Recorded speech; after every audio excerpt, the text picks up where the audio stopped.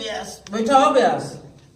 अच्छा बैठो आओ गाना याद पड़ो मतलब मन करता गाना सुनने की तनी गाना एगो तनी हो जाए एगो गाओ ऐ तू तनी साथ दो गाओ हाँ।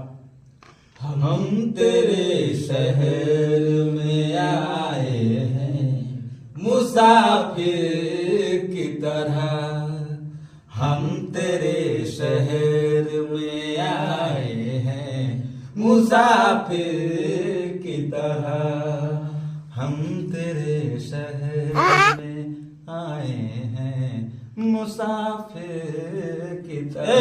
और अभी तो रुको, क्लाइमैक्स अभी बाकी।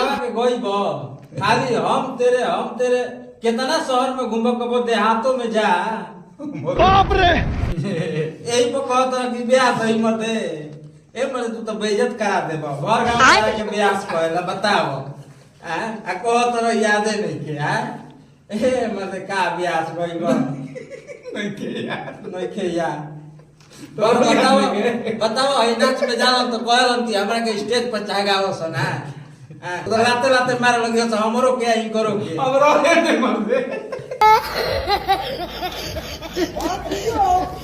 What video है? Oh my